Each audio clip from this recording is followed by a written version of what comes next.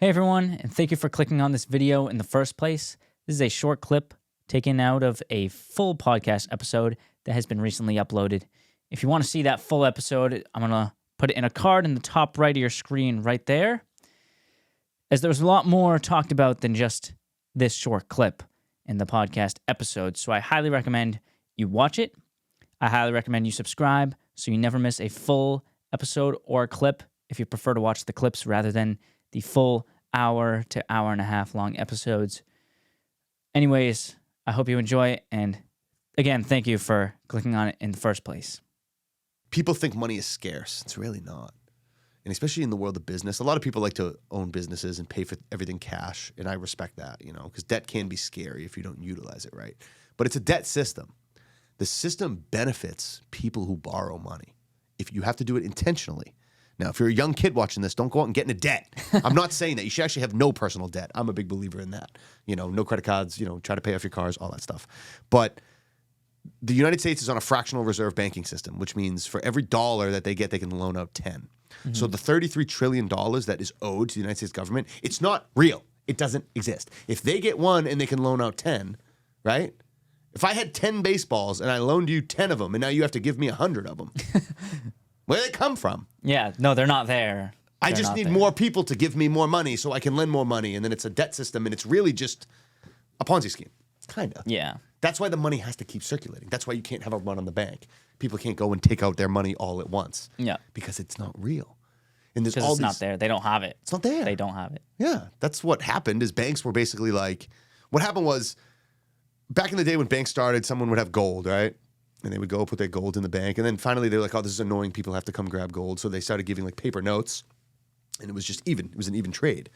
And then all of a sudden they started realizing the banks were like, oh, we have way more gold in here than we have. People are just leaving it here and not touching it. Sometimes they're dying and, so they were like, oh, Yeah. we can like loan out some of the gold that we have here. But then the people found out and were like, hey, we should get interest on that like you're doing. And they were like, okay. So that's why banks give you like this tiny little, Yeah, they give percent. you like 1%.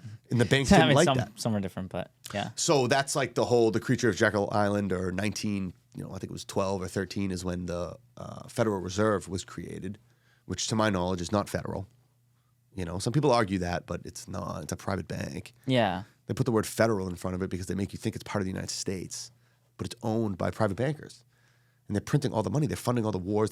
Anyway, so they're just printing money and it's not real. But the point is, you can utilize that if you're smart and understand that money's not scarce. It is everywhere.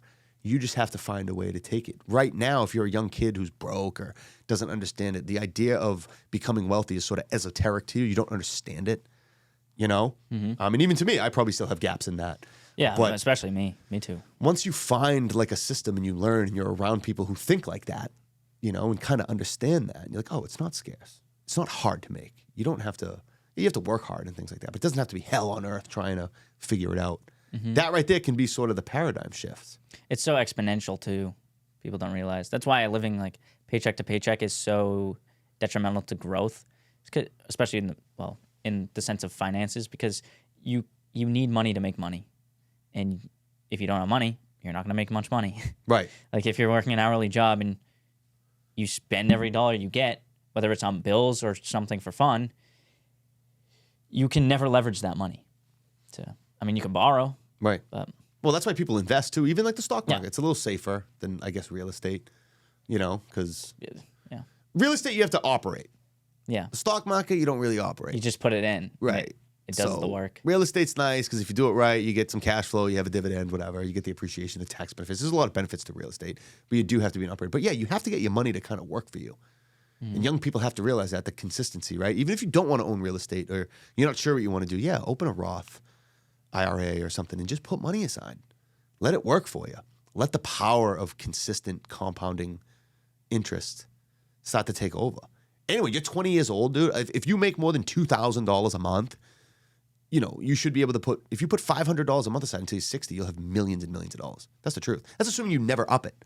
It just takes over. Yeah. And you'll look at it and you'll be like, wow, I got $8 million over here. And they're like, yeah, if you started at 27, you would have had 3.4.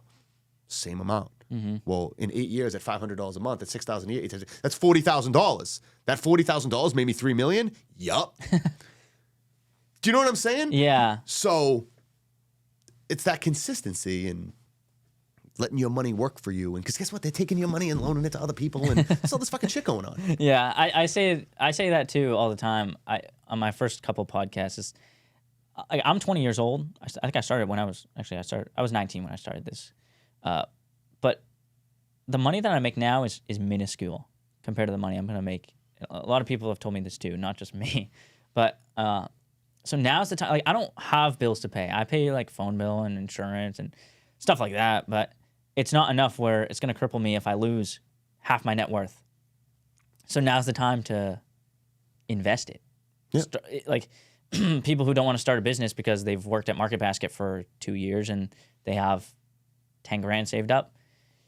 They don't want to lose. Obviously, they don't want to lose that 10 grand. But if you can turn that 10 grand, that's minuscule to the amount you're going to be making like after college. Right. So if you use that, maybe start a business, that could easily compound into way more money. Absolutely. Yeah. And So especially when you don't have bills to pay, when you don't have a family to take care of, that's when you need to take more risks.